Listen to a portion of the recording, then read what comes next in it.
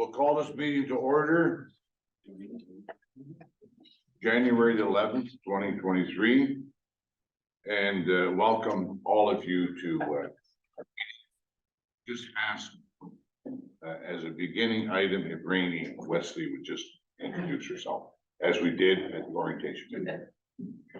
Yes, hello, good evening. Sorry, I apologize. I'm on about a 12-hour time difference, just flew in from France. So my name is Rainey Weisler and I am Deputy Mayor for Baya Municipality and very thrilled to be here and part of the board. So yes, this is my second term on council and looking forward to it. You're very welcome and we wish you a happy new year. Thank you so much. So are there any additional agenda items?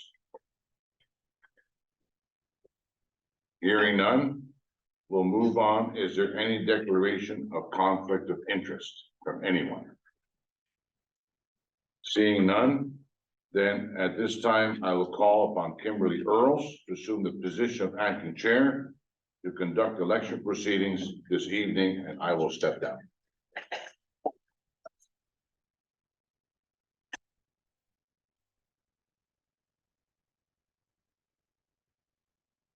Good evening, everyone. Christine's like such a bigger room when we're all spread out. Like, it's more used than like when they're working.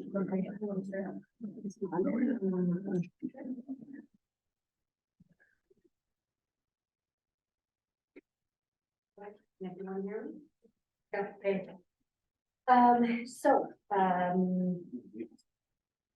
I'd like to declare the positions for chair and vice chair vacant at this time. And we also have a motion that the LPRCA Board of Directors appoints Allison Earls as scrutineer for the purpose of electing officers. And can I have a mover for that? Chris, and a seconder? Ready? All those in favor? Okay. The floor is now open for nominations for the 2023 Long Point Region Conservation Authority Chair.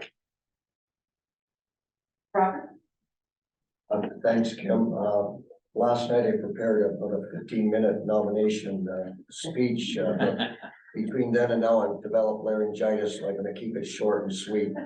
I'd like to place my good friend and colleague from Norwich Township, John Schulten, as nomination for chair for the upcoming year.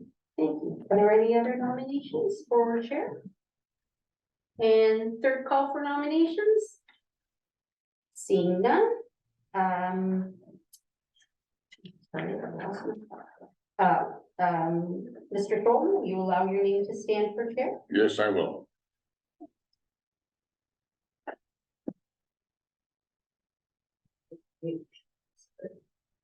Yes. Okay. Oh, wait, no.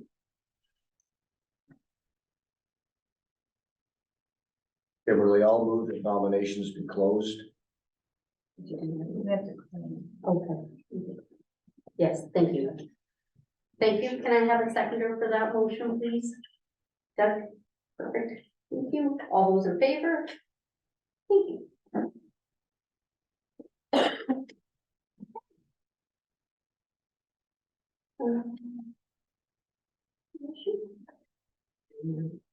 Okay. I now declare that John Schulten will be declared the Long Point Region Conservation Authority Chair for the 2023 term. And with that, we'll move on. We have a motion. Actually, the floor is now open for nominations for the 2023 Long Point Region Conservation Authority Vice Chair position. And do we have any nominations? Dave? Thank you, Kim. I'd like to nominate Michael Columbus for that position of vice chair. Any other nominations? And calling a third time, any nominations? Okay, a motion that the nominations for LPRCA Vice Chair be closed then. I have a mover, Dave and Peter. Thank you. All those in favor? Thank you. And Mr. Columbus, will you allow your name to stand for the? Yes, position of vice certainly. chair? Thank you. I'd be pleased to. Thank you. So at this time then, I would like to declare that Mike Columbus is declared the Long Point Region Conservation Authority Vice Chair for the 2023 term. And at this time, I'd like to call on Mr. Columbus to say a few words as the new Vice Chair. Great. Thank you very much. And I thank my nominator, Dave Barris, first of all, and appreciate the appointment and support of the board members for this position. There are some new members here, so hopefully we'll all get along as we have done so for many years in the past. John and I work very closely in the chair and vice chair position, and we work as a team with, in cooperation with management and staff. You've all witnessed that in past years. And we do have some challenges before us, as we've always had, but with the Conservation Authorities Act and Bill 23, we have some greater challenges, and I'm sure that by working together, we can deal with them effectively and efficiently. So thank you very much. And with that, I would like to call on the chair for a few words and to assume his position as the chair. I'll stay here for now. I'd like to thank Robert Chambers for nominating me.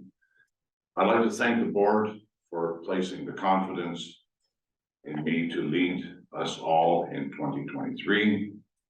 And as the vice chair has just spoken about the challenges of 2023, with the Conservation Act changes, the bill changes, things are going to be challenging. And you know what? We as a board have to be open-minded. We have to work together. We have to be on the same page most of the time. Doesn't mean there's not room for discussion. And we have a wonderful staff to work with, as I have experienced in 2022. And I can tell you they are efficient. They are on the ball, and they support us as a board from A to Z. And it is my pleasure to work with this board and our staff in 2023. Thank you.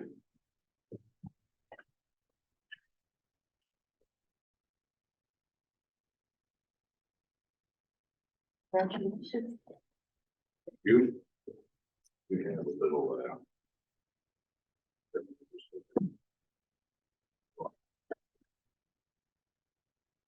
thank you very much for doing this for us this evening. We appreciate it very much. And hopefully. They have a good evening. Thanks, guys. Take care, guys. Thank you. Thanks.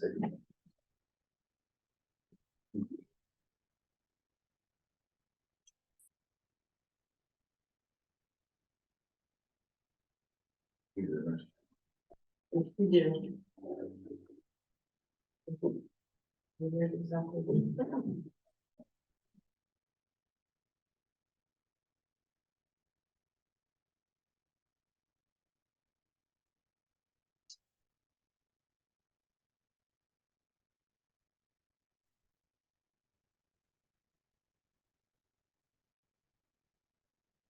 So I have in front of me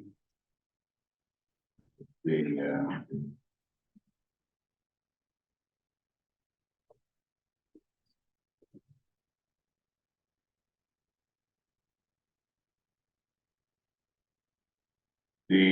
number 5 on the agenda is the 2023 LPRCA committee appointment.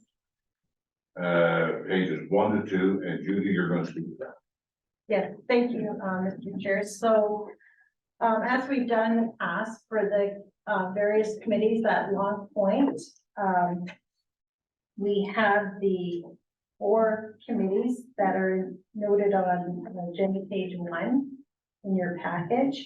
So in the past, we've just gone through, people have expressed interest if they want to sit on the committee. So I think we'll just get started and start with the land committee. And if there's more than one person interested, then we'll have to have like an election amongst your peers here. We would just circulate a ballot, and whoever lets their name stand And then everybody can vote for one person and we'll see if we can, get the committee members that way. So I guess we'll just start with the very first, committee, which we need one member to, be the land acquisition chair. Is there anyone that would like to do that? Dave Bears, are you okay, Mr. Chair, if I just Yes, continue? yes, continue. So, Dave Bears, is there anyone else? So I guess what Dave, will be the land acquisition chair, and actually Dave had the acquisition in the past, so thank you, Dave. The next committee on the list in the motion, which we'll do the motion at the end,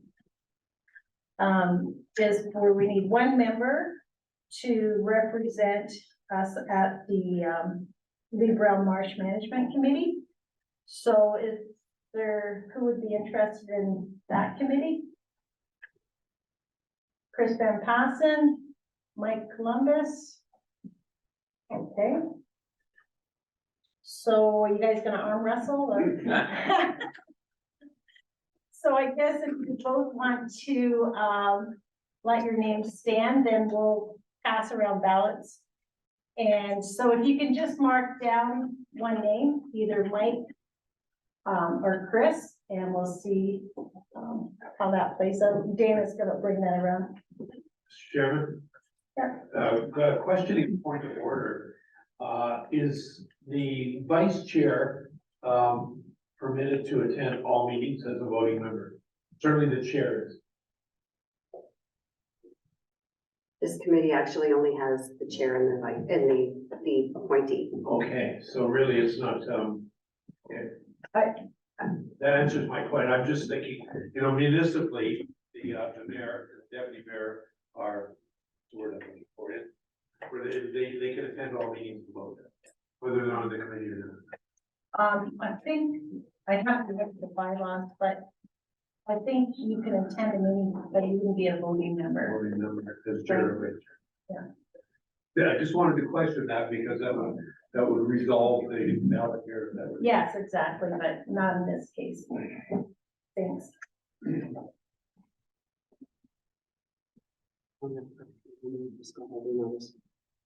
So just fold it and then, I'm gonna go back, I just keep it close. I'll be back around again, just, you don't. huh? Maybe they could get Zach to take them out.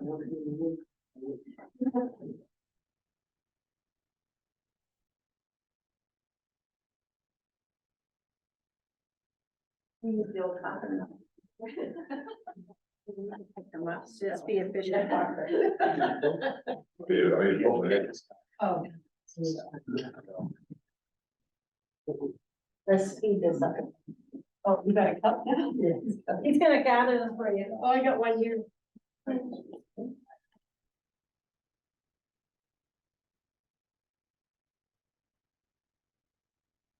Okay.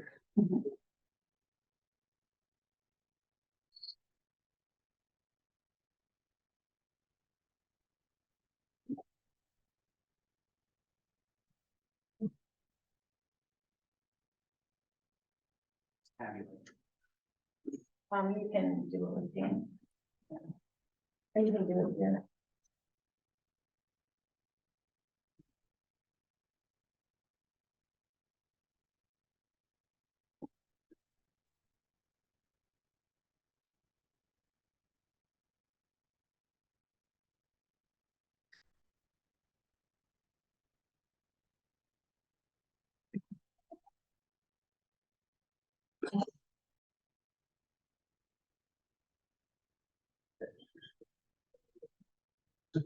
Thank you. That would be Mike Columbus, Mr. Chair. Mike Columbus has been chosen. You wanna give me the results of the vote? No, No? don't need that. Okay. If you want the results, like I can go through them. I don't think we normally do that. No, I don't think we normally would do that. So Mike Columbus is chosen as the, member of the Lee Brown Marsh Committee. Okay, thank you. Yeah, just want to thank the board members for their support. Appreciate it. I really enjoy that committee. Great, thank you. So the next committee is the Bacchus Museum Committee. And we're looking for 3 board members to attend. So Robert is shown, he wants to, Dave Bears. Tom? Anyone else interested in the Bacchus Museum Committee? Robert, you like to? I don't wanna take anybody else's place. I've been on it before, and if someone else wishes to do that, I would drop off, but if nobody else wants to, I'll stay on. Okay, I feel the same way. okay. Probably Tom should, it doesn't work. I don't feel the same. Okay, so I guess we have 3 names, so Robert, Dave, and Tom. So the last committee is the Audit and Finance Committee, and we're also, for that committee, we're looking for 3 members. So Doug Breton and Stu. Is there one other? We need one more? You have your chair and vice chair included in that, and you want 3 members? Yes. Oh, Chris, okay. Okay. So Doug, Stu, and Chris, anyone else? All right.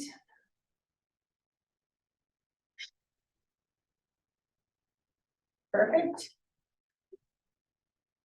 So, that finishes that part, so we can just move to the motion, Dana? You want the motion now? Yeah. Yes, Yeah. okay. Just hold on a second. Do you have everybody's name or? Yep. Oh, you got it. So we have a motion here that the LPRCA Board of Directors approves the following appointments for 2023. Dave Bears as Land Acquisition Chair, Mike Columbus and the LPRCA Chair to Lee Brown Marsh Management Committee, Robert Chambers, Dave Bears, and Tom Shelley to the LPRCA Chair to the Bacchus Museum Committee, Doug Brunton to Stu and Chris to the LPRCA Chair and LPRCA Vice Chair to the Audit and Finance Committee. Can I have a mover and a seconder? Peter and Rainey. Any further discussion? I will call for the vote. Those in favor? That's unanimous. Thank you. That's carried. Okay. The next motion I have is the minutes of the LPRCA Board of Directors meeting held December 7th, 2022.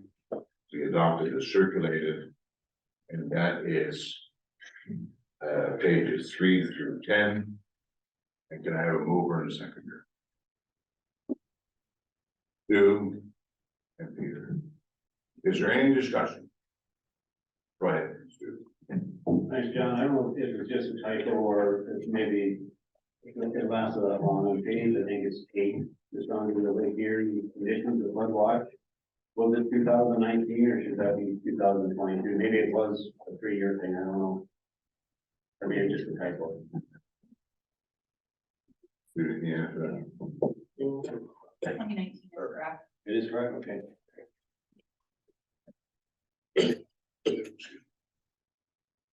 Any other further discussion? Those in favor? That's good. Thank you. So business arising, there is none. Review of committee minutes, there is none. So we're gonna move to correspondence. And we go to page 11. That is a letter from Dan Township. And Judy, do you want to speak to that? Or do you want me to read it? So for the correspondence, thank you, Mr. Chair, I can, cover that. So on page 11, that is just regarding the, okay, I'm getting a blur here. They were requesting information, clarification on some of our expenditures. So we did send a letter back to the, BAM, municipality of BAM, outlining the different items.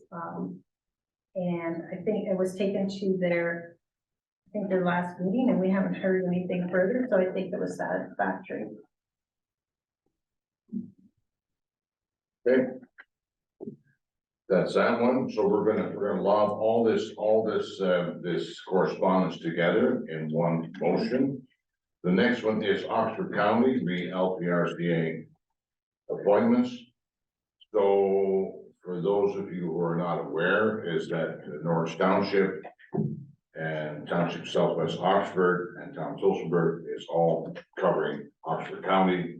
So therefore, as we are appointed by our particular municipalities, it has to be taken up by the County of Oxford to their approval, which they have stated in this letter. Then we have the Oxford County, the review of a place to grow and provincial policy statement. And that is pages 13 through 28. And who would like to speak with that? That is just. There's an information. That's just for information, and it's a very lengthy document, but it's done very well, and it lays out a lot of the issues with a lot of the regulatory things that are happening right now for municipalities. So it is good information, but we included it because they did circulate it to us. Thank you. So then the next item we have is a letter from the municipality of Bayham. And that is to inform us that Randy Weisler has, am I saying it right, Weisler? Yes. Okay. Has been appointed to Long Region Conservation Authority Board of Directors for the 2022-2026 term. So again, that is information. And then the next one we have is Halton County. And that is to notify us that Mayor Bentley has been appointed to Long Region Conservation Authority for the 4-year term, commencing at the first meeting of this appointment and expiring immediately after before the first meeting of the authority after the appointment of the replacement. So again, information, and then we have. Stewart's in there. Pardon? Yes. Stewart's in there. Oh, sorry. You know, just because he got acclaimed, that doesn't mean he didn't have to be appointed. So Stuart Hutchison, you are, Stuart Patterson, you're included in this letter. Sorry, I missed that. And then the township of Malahide. Again, you represent 2 townships, and that is your appointment.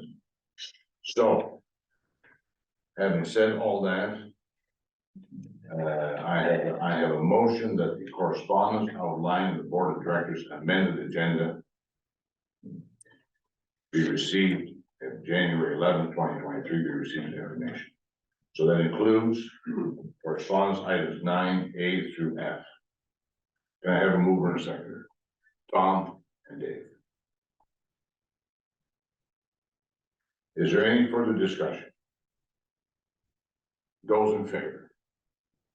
Thank you, that's unanimous. So now we have section 28, regulations, approved permits, 19 of them, and I'm going to ask Leanne Motley to speak. Thank you, Mr. Chair. LPRCA staff have approved 19 applications for development since the December Board of Directors meeting. The report summarizes the location and the nature of each application. Following the report, there is a map on page 39, which provides a visual of where in the watershed these approvals have been granted.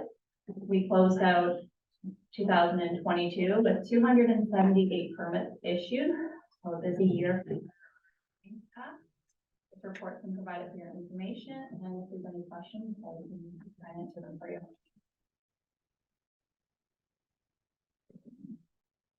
I'd just like to ask Leanne, how does this compare to 2020, like total terms? Like you said, 278? Yes, I Like roughly? believe we're within 10. Is that okay? Yeah, So very close to the same. very close. Okay. Any questions for Leanne? Yes. Mr. Chairman, the one question I have is with respect to, it's on page 35 and 36. It's two applications dealing with St. Michael's Street, and that's in Delhi. It's a condominium development and it's almost full.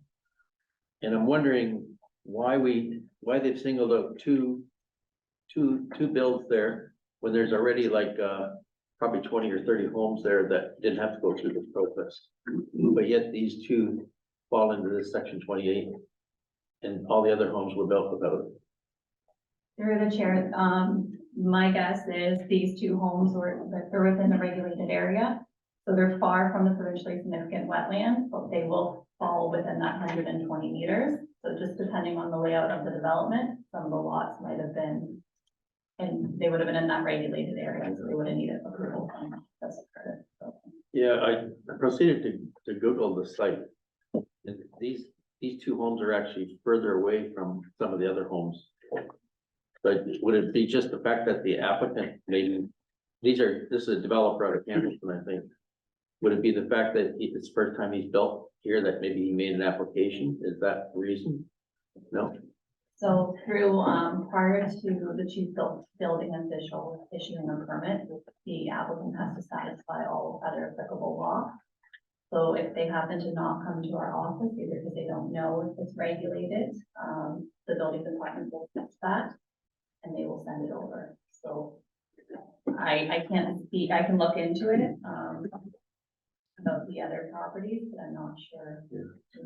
And is your mic on? Your mic on? Yeah. So if you look at the report, it says it's approximately 100 meters from a PSW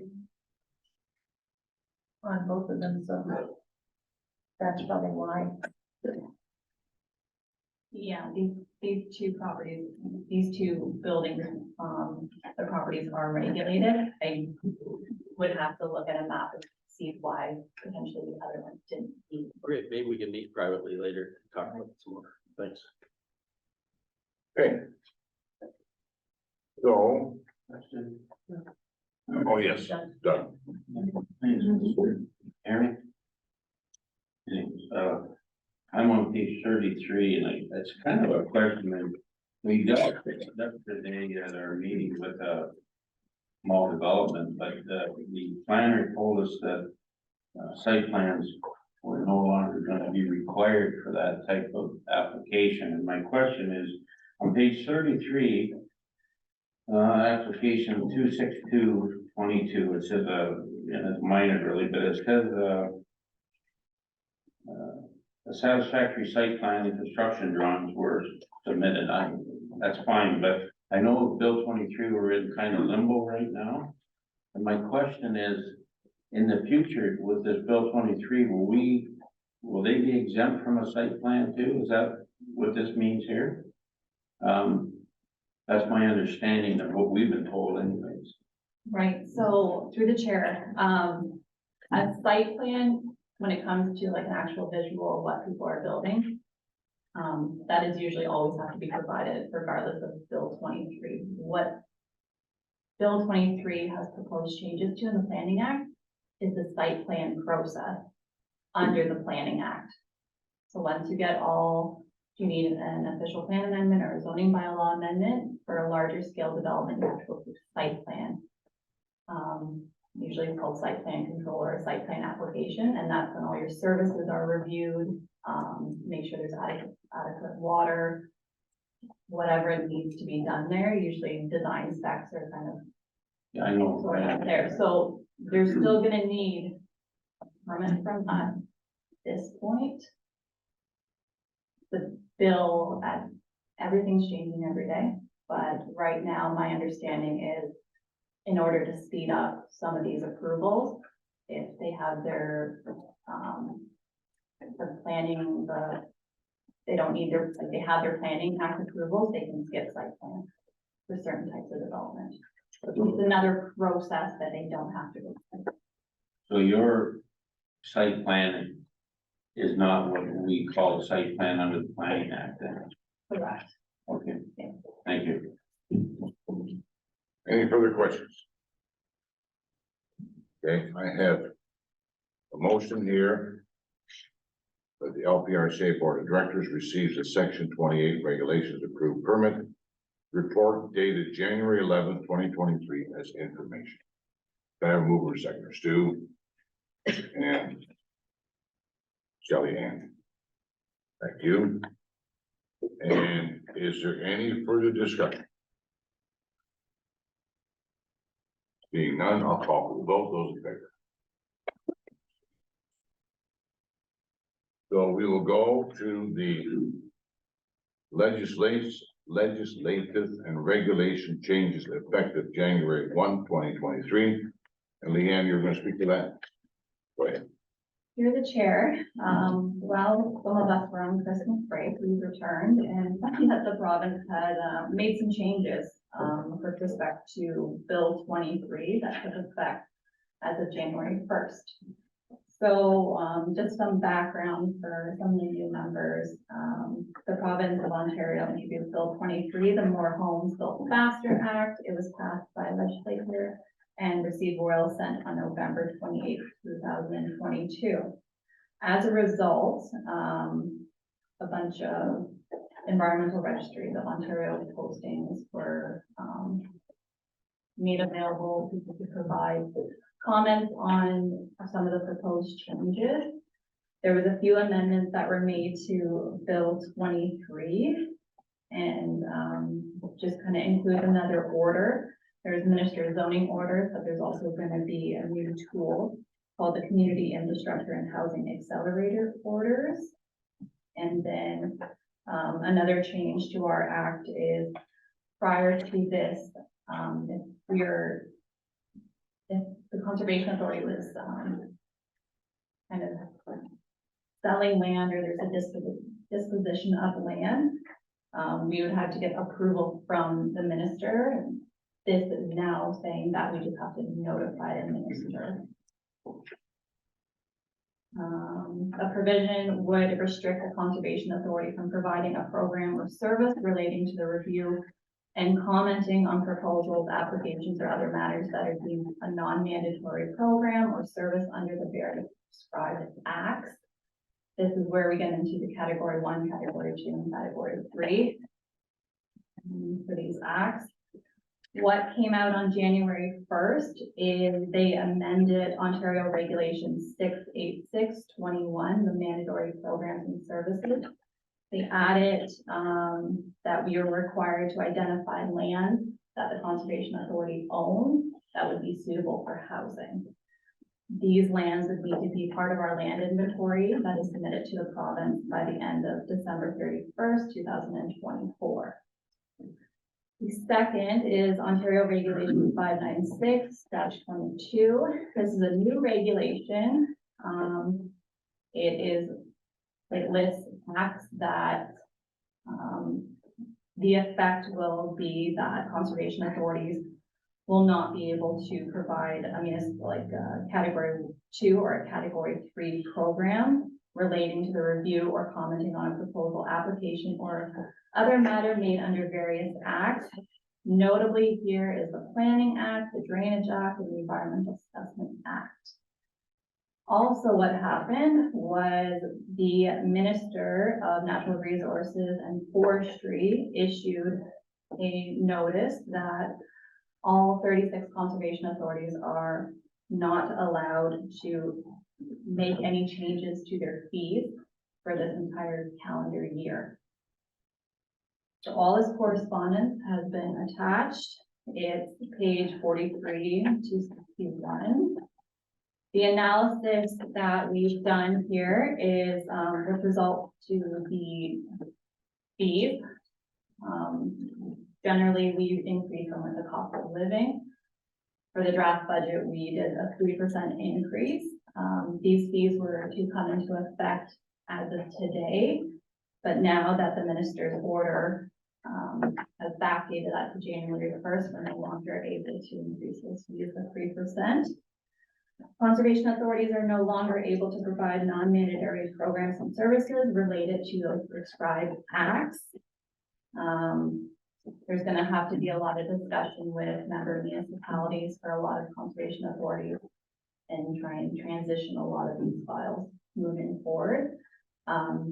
We do not have a lot of them as we don't provide a lot of that natural heritage comment that a lot of other conservation authorities do. I expect this will be minimal to us, but there might be some files that we'll have to work with our municipal partners to keep everything going.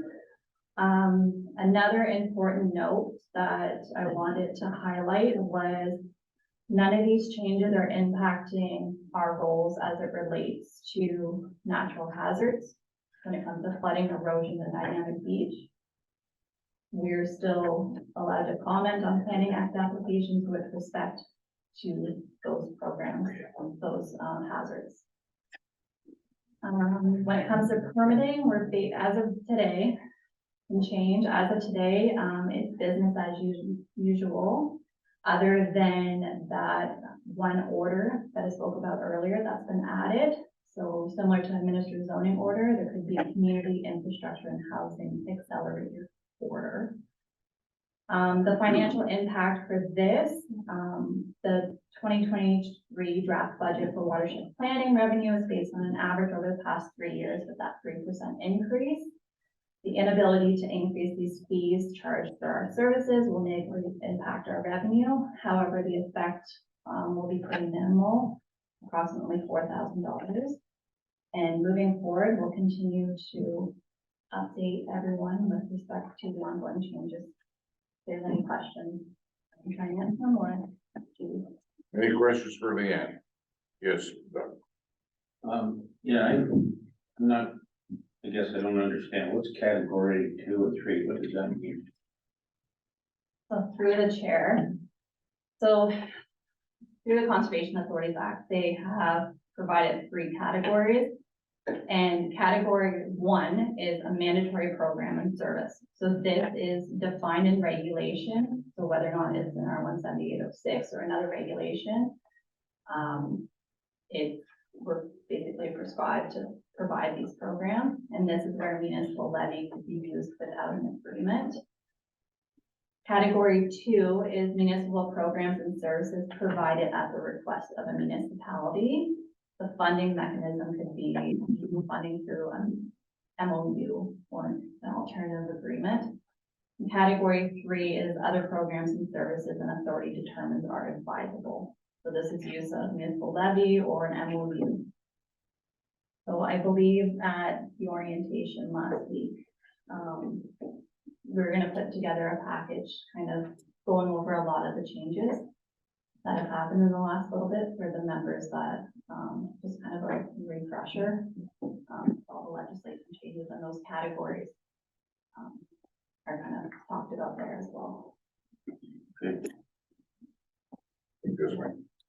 Yeah, the Long Point Authority owns close to 11,000 acres. So you mentioned that we have to identify properties that could be developed.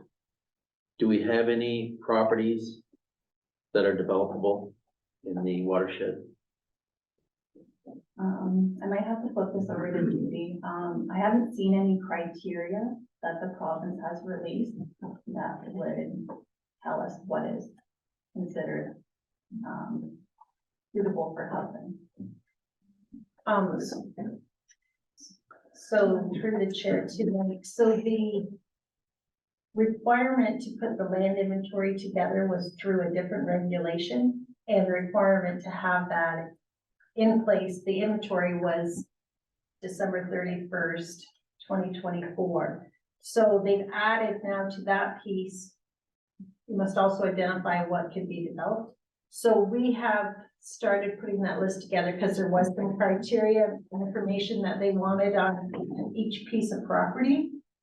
Specifically, did the government give any money for purchasing? There's some other criteria. So we put the spreadsheet together. That part's mainly done. We're just tweaking some things that we needed to dig and research because we didn't have all the information right at our fingertips for what they wanted.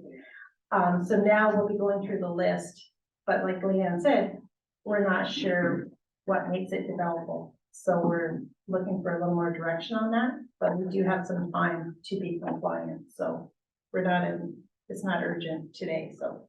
My Thank you. answer, I don't know at this point. Any other questions? Peter?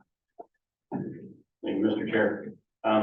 When I look a little bit further through the agenda and I look at the fees that are listed, user fees, it seems to me then that the prohibition on increases only applies to those fees that are around the housing, right? So our other operational fees we're still able to set those as needed. Through the chair, that is correct. Any other questions? Okay. A motion here that the LPRCA Board of Directors receives a staff report regarding the minister's direction and legislative and regulatory changes effective January 1, 2023 as information. I need a mover in a second. Mike and Doug. Any further discussion? I'll call for the vote, those in favor. That's unanimous.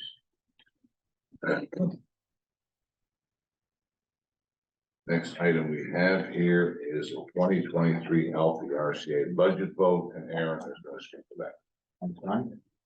So the authority held its annual draft budget day with the board members on November 9th of this year. The board members recommended that the draft budget be circulated to member municipalities as required for a 30-day review and notice period. Staff responded to one letter that we saw earlier from the municipality of Bayham for some clarification. Staff has also been requested to present to the county of Grant on Wednesday, January 18th regarding the draft budget. Outside of that, we did not receive any other feedback from our municipalities. In accordance with the Conservation Authority Act Regulation 13996, municipal levies, the budget vote will be calculated by a weighted vote. On page 63 of the agenda package is the weighting per member per municipality. Before the vote, if there's any questions from the members, I'd be glad to answer them.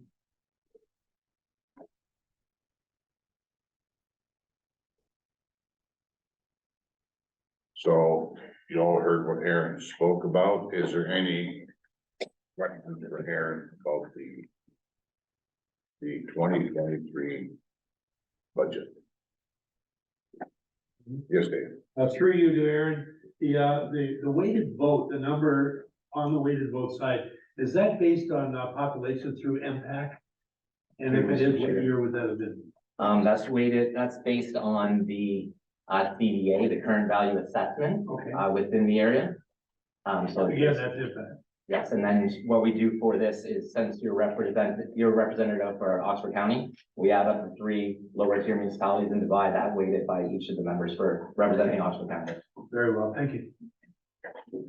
Any further questions? Okay, so I'm going to read the motion. Oh, sorry, Randy, go ahead. Oh, sorry, yes, through you to the chair, just one quick question. The frozen fees as a result of the 23, will that have a large impact on the budget as presented? Through you, Mr. Chair, Leanne and I sat down and looked at the budget amount, which is based on a 3-year average. In her report, approximately $4,000 based on budget. Last year's planning Department of Revenues up to the end of November was approximately 140,000. But we use an average without being too aggressive. We're a little bit more conservative in increasing the fee, so we anticipate that it'll be minimal. And the attachment 1, we did flip out, and those fees are the current 2022 fees being approved for 2023. Any further questions? Okay, I have quite a motion here. I'm going to read to you. That the LPRCA Board of Directors approves the following recommendations regarding LPRCA's 2023 operating and capital budgets. Number 1, that the 2022 approved Ontario Regulation 17806 permit fees and Planning Act review fees be approved as the 2023 Ontario Regulation 178/06 permit fees and Planning Act review fees as set out in attachment 1. Number 2, that the 2023 proposed conservation area user fees be approved as set out in attachment 2. Number 3, that the 2023 operating budget in a total amount of $5,568,754 and requiring a municipal levy operating of $2,099,510 be approved as set out in attachment 3. Number 4, that the 2023 capital budget in the total amount of $651,955 requiring a general municipal levy capital of $150,000 be approved as set out in attachment 3. Number 5, that the proposed 2023 consolidated budget, the total amount of $6,222,709 and requiring a municipal levy consolidated $2,249,510 be approved as set out in attachment 3. I need a mover and a seconder. Mover. Dave and Tom. And then I want to ask Dana to call for the recorded vote. So, if you could please respond with either in favor or opposed. Rainey Weisler on behalf of the municipality of Bayham. In favor? Robert Chambers, County of Brant. In favor. Shelley Ann Bentley, Haldeman County. In favor. Stuart Patterson, Haldeman County. In favor. Rainey Weisler, Township of Malahide. In favor? Doug Breton, Norfolk County. In favor. Michael Columbus, Norfolk County. In favor. Thomas Shelley, Norfolk County. In favor. Chris Van Passen, Norfolk County. In favor. John Schulten, Township of Norwich. In favor. Peter Eatma, Township of Southwest Oxford. In favor. And Dave Barris, Township of Tilsonburg. In favor. And we have a unanimous vote. Thank you. Then we'll move to the next item. Did you catch that all? It was unanimous vote. Mileage and per diem report, Aaron. Thank you. So the last increase to the board members per diems in the honorarium was in 2018. At the time, it was required for approval to go to the Ontario Municipal Board, which it did at that point. No increase then has been applied to the board's per diem or honorarium since. The LPRCA administrative policy states that the authority shall establish per diem and honorarium rates from time to time to be paid or to members for attending meetings and business on behalf of the authority. There has been discussion over the past year and staff has looked into it, and there's a chart that follows up on page 74, and it looks at other conservation authorities and looks at their per diems and honorariums and mileage. So the current rate for per diems for members is $100 per meeting. The vice chair's honorarium is $1,000 per year, and the chair's honorarium per year is $2,500. The current mileage is 45 cents. And in comparison with other CAs, the average rate is 53 cents. The maximum rate allowed by CMRPA for 2022 is 61 cents per kilometer for the first 5,000 kilometers, and then 55 cents after that. We're proposing that for the per diem and for the honorarium that it increases this year for 6% for the members. And we're proposing to increase the mileage to 55 cents. At the time of preparing the budget, we looked at a 3-year average for per diems in the honorarium, but more specifically at the mileage, since we're back to in-person meetings, to incorporate into the budget to accommodate this proposal here. If there's any questions, I'd be glad to answer them. Yes, Dave. Mr. Chairman, I do have a question for Aaron through you. I know municipally, what we do for our honorarium or our stipend is, annually, if, staff is given a 2% increase or 2.4, 2.1, it automatically goes to the elected officials at the same rate, rather than voting ourselves a raise as representatives on a regular basis. And I would, thinking on the weekend after reading this, that might be something that should be written into the resolution. To accept this, that, if there's a 2% increase or 5 or whatever it is, in the subsequent year, that the board members are given the same percentage increase as staff. I'm not going to propose that because what you've done here is for this year, which is budgeted for, and I get that. Would that be something that you would like to see written into this for subsequent years, into this resolution? Or something that would be done year by year at budget time? What would be easier for staff?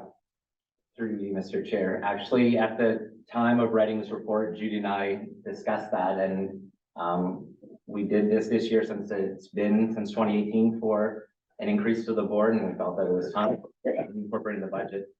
We were hoping that we would get direction from the board on that. Okay. With that, Mr. Chair, could I ask that this be amended to include that board members are allowed, given, what's the word I'm looking for, to be included in the percentage of increase of what staff is at annual budget time? We could do two things. We could amend the motion, or we can, bring it over to the Audit and Finance Committee. Could do that. Yes. And I believe the Audit and Finance Committee has handled this situation. It was looked at, Yes. in the past when I was on Then that. the Audit and Finance Committee would bring forth the recommendation to the board. Is So that, that would be a subsequent, would that suffice? it would, and I don't mean to take up time, but we're dealing with this resolution now. Right. And if we did, it would be another resolution for another time. Peter? And maybe it's the right thing, because it would be a separate resolution. Maybe not all members agree that would be, so maybe it's better we do it at subsequent, meeting. Peter?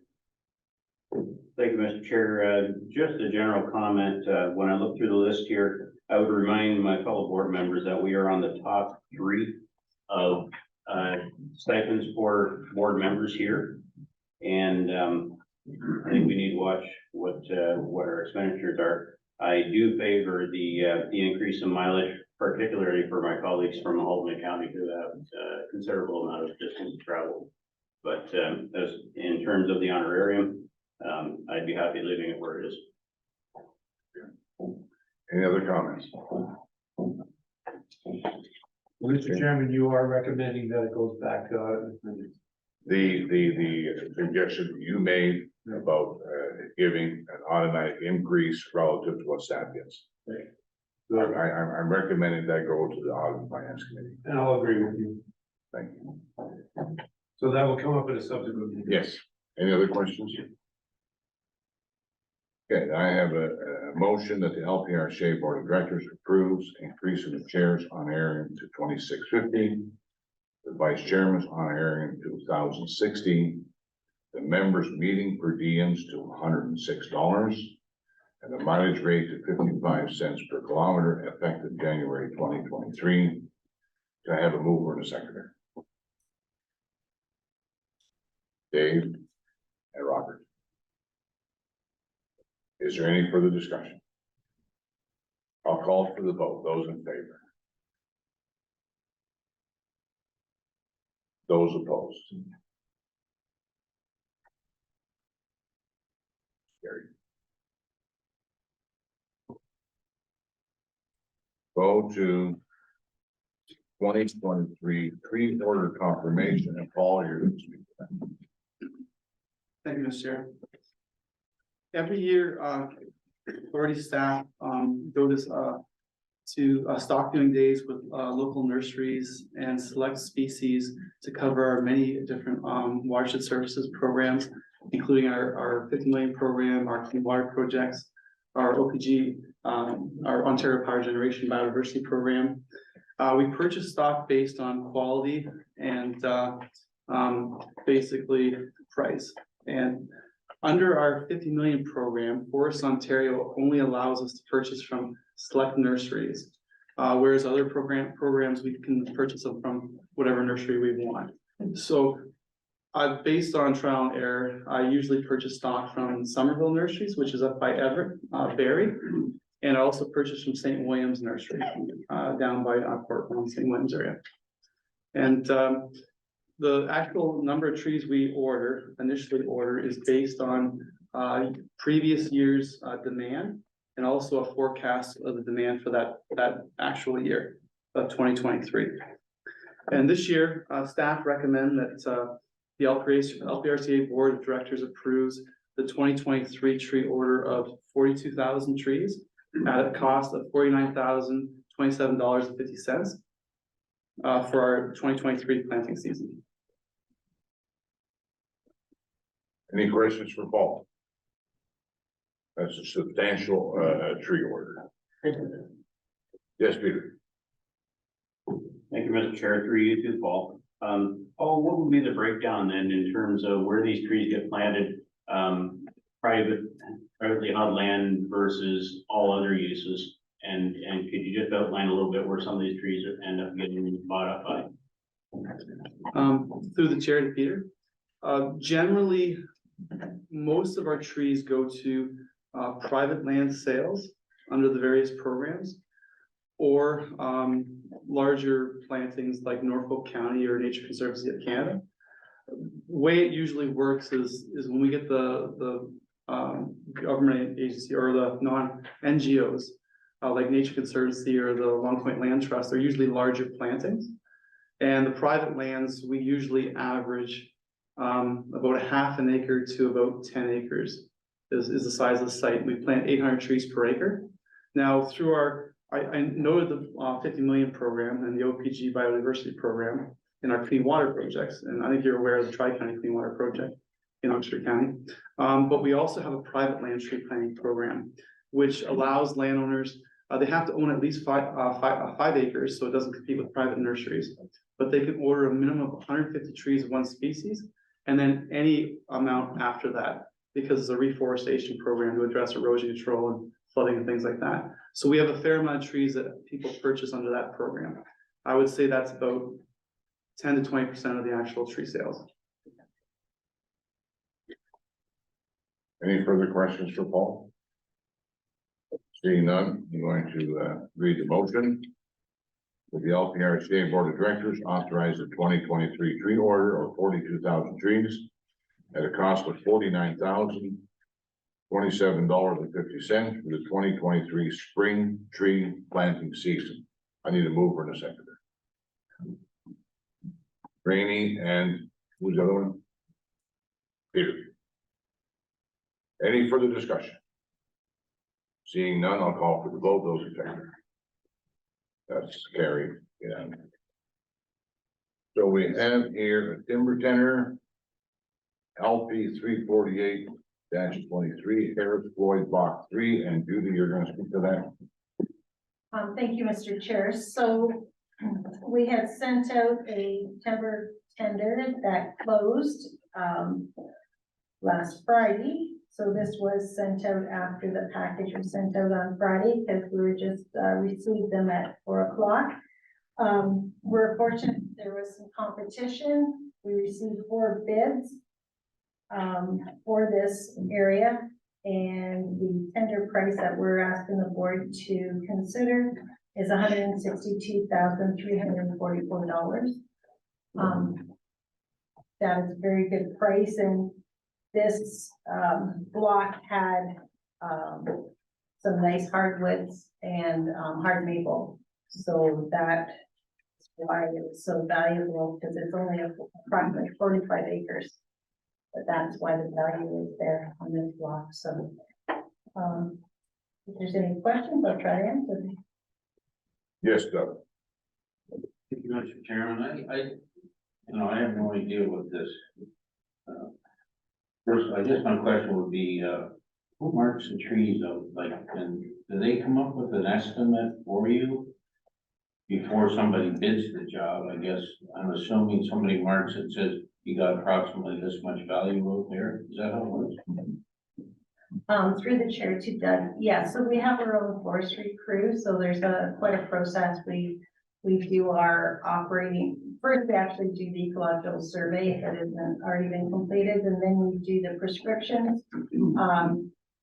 And they have to be reviewed by a registered forester and stamped. And then we actually do the marking in-house, along with, if we need a consultant, we use Dave Holmes. And then the tender is put together based on what's standing in that forest tract. And we do pricing, we price the timber out so we know what range we're looking for, and we get assistance. We do it in-house. We also, Dave Holmes also gives us pricing because he's very active in a lot of timber sales, marketing in the area. So yes, we do. That's how we gauge the market and then determine if it's an acceptable price or not. So this price, is it, like, what would your estimate have been? Like, based on, this is your tendered amount that somebody bid it at, but what did you estimate it at?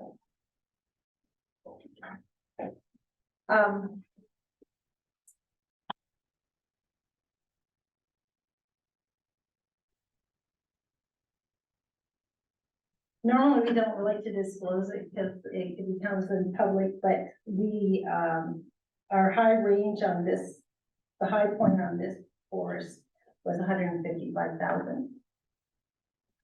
So it's, you know, we try to price it as best we can based on the market and the information we have. So it's very good. This is very good. Thank you. Stu, you have a question? Yeah, thanks, John. Judy, actually, Doug kind of answered it, but that was only my question, was what was the expected bid range? And just a suggestion, if we don't want to get out there in the public, then maybe we should put that last sentence in, that it matter, because the people that need to go and ask that question, what was it? Yeah. You know, so, because there's a big range, but that's like 35% difference from the top to the bottom. Correct. So, I mean, I can see that question being asked, so maybe we should in future just kind of leave that out, and then if we want to ask out, we can ask you on the side. Okay, thank you. It's a very good comment, because I mean, say, for example, if we were expecting 125, we get a bid for 162. It puts, it makes for questions, right? Any other comments or questions? Okay, so, yes, sorry. Chris. Thank you, Mr. Chairman. You said this is a 45-acre woodland block, this portion of the territory. It just goes to show you the value of a well-managed forest. And I used to talk about this many years ago. It's one thing to tell people that the benefits of a well-managed forest. It's something else to show them. Here we have the facts, right? That you do a good job management, because I think Harris Floyd's been in LPRCA hand for a long time. It's probably about the third or fourth cut we've had off of it. And to bring in that kind of money off a 45-acre block shows you what the value of that well-managed forest is. So good job by all our staff, historical here. Thank you. Any other comments or questions? I want to read the motion. That the LPRCA Board of Directors accepts the tender submitted by Leonard Pilkey for marked standing timber at the Harris Floyd Tract Block number 3, LP-348-23, for a total tender price of $162,344. I need a mover and a second. Doug and Tom. Any further discussion? Seeing none, I'll call for the vote. Those in favor? That's carried unanimously. Thank you very much, board members, for this first meeting of 2023 and for your cooperation. And we hope that we can carry on these same notes as we did this evening. Have a good night. We're adjourned.